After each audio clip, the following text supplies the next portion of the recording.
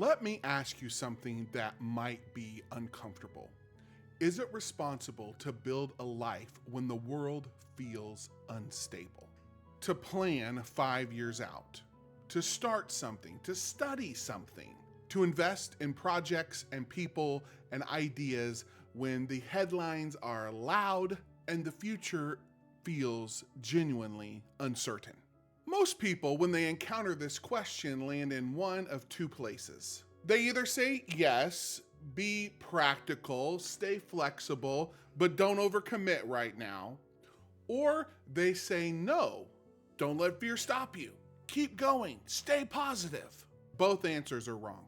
In 1939, just weeks after Britain had entered World War II, C.S. Lewis, the Oxford professor who would go on to write the Chronicles of Narnia and some of the most enduring fantasy ever written, stood in front of a room full of students and gave a talk he called Learning in Wartime.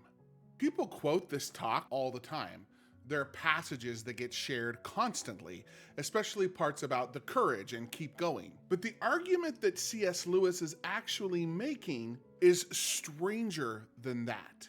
And it's the part that almost no one talks about. Because if C.S. Lewis is right, the question, should I build right now, is the wrong question entirely.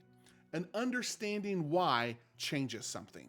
Here's where Lewis starts. And it's not where most people expect. He doesn't open with a pep talk. He doesn't open with courage or resilience or any of the things that we might reach out to when the world feels uncertain. He opens by dismantling an illusion. C.S. Lewis said, "The war creates no absolutely new situation. It simply aggravates the permanent human situation so that we can no longer ignore it.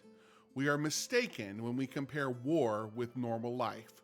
Life has never been normal. Life has never been normal." What Lewis is doing here is collapsing the frame we've built our anxiety around.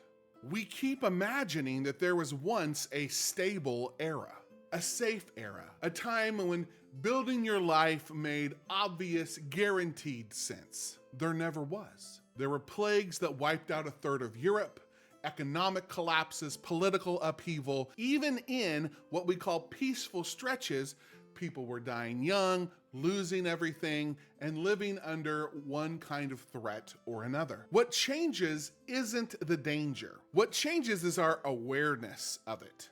When the news cycle gets loud, we feel like the world just became fragile, but it was always fragile. We just had the luxury of not noticing. And here's where Lewis does something most people miss entirely. Because once he's established that life has never actually been stable, he doesn't say, therefore be brave. He doesn't say, therefore keep going anyway. He says the question of whether to build is not the right question. And that's a completely different move. So what's the wrong question? The wrong question is, should I build right now, given how unstable things are? Lewis says this question assumes that there is ever a version of life where building was risk-free, a version where the future was actually legible, a version where you could reasonably wait for things to settle before committing to anything. That version of life has never existed. He says this, and I think it's the most underrated line in the entire message. If men had postponed the search for knowledge and beauty until they were secure, the search would have never begun. Security has never been a precondition for civilization. Universities were founded during plagues, art was made during war, families were started during depression, great books were written by people who had no guarantee they'd even live to see them published. Every cathedral, every library, every novel was built by someone who did not know what tomorrow would bring. The right question, Lewis says, is not whether to build, it's how to build. How to do it with the right orientation. How to hold your work and your plans and your learning with the right kind of grip. Now here's where it gets uncomfortable. Because if Lewis is right, if the question of should I build is the wrong question, then what are we actually anxious about? it's not really the instability. It's the loss of the illusion that certainty was ever available to us. We are never going to know how it's going to turn out. We are never going to have a guarantee. What's changed is that the headlines have made that impossible to ignore. And that realization for most of us is deeply unsettling.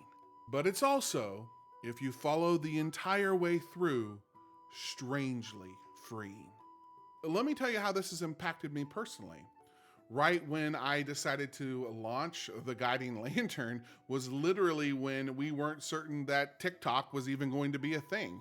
And while this video exists here on YouTube, I'm very active on TikTok. And we weren't certain what the future was going to hold for a long form video, but here I am making a long form video. Not to mention the headlines and everything going on in the world, just personally in the creator space. Why would I create a fantasy tavern to teach leadership principles in this whimsical world when views and ideas are way down and there are other creators doing it bigger and better than I have? But I felt like I was supposed to do it anyway. And that's when I realized that sitting in that doesn't actually give you any clarity whatsoever. It just gives you some control. You tell yourself, I'll start when the conditions are better. I'll start when I know more, when things settle, when I can see further down the road. Adventurers, the road never gets clearer. You just get more comfortable with the fog. Lewis understood this. And I think what makes his argument so unusual is that he wasn't naive about it. He wasn't someone who hadn't seen the real difficulty. He served in World War I. He knew what violence actually looked like. He buried friends. This wasn't some sort of optimism. This was someone who had looked at the reality of human life, the fragility of it, the uncertainty of it, and came to a very specific conclusion about what the right response was. Not courage in spite of uncertainty, clarity about the nature of it. And that conclusion is part of the message that no one hardly ever quotes. The passage everyone knows about this message is about courage and carrying on. And that's what often gets shared, and that's what gets put on posters. But Lewis' actual argument, the one that changes the frame, is right here. If we are going to be destroyed by an atomic bomb, let that bomb, when it comes, find us doing sensible and human things. Praying, working, teaching, reading, listening to music, bathing the children, playing tennis, chatting to our friends over a pint and a game of darts. Not huddled together like frightened sheep and thinking about bombs. That's not a motivational quote. Read it again. He's not saying be brave. He's not saying ignore what's happening. He's saying the appropriate response to the possibility of destruction is to be found living life like a human being. Teaching, reading, music, talking to people that you love, playing Dungeons and Dragons, going out on adventures, whatever you would like to do. These aren't luxuries to be earned after a crisis passes. These are what human life is made of. To abandon all those things while waiting for certainty is not prudence. It's a different kind of destruction, one you do to yourself. That's the part that most people miss. Lewis isn't making an argument about optimism. He's making an argument about what it means to waste life. Now, and I want to name this directly, some people will hear all of this and say, well, is that just permission to be apathetic, to check out, to not care about what's happening in the world? No, and Lewis would push back hard on that. There's a real difference between attention and paralysis. You can be fully informed, fully engaged, and genuinely concerned about things that are unfolding, and still not let it be the thing that suspends your life. Those aren't in conflict. Letting one cancel out the other is a mistake. So back to the question we started with. Is it irresponsible to build a life when the world feels unstable? Lewis would say, you've been asking the wrong question. The real question isn't whether to build, it's whether you understand what you're building in. You're building in a world that has always been fragile. You're building without guarantees, which means the exact same thing for every single generation before you. The people who moved things forward were not people who waited for things to calm down. They were the ones who understood calm is never coming and built anyway. Not recklessly, not naively, but with a clear understanding of what life actually is.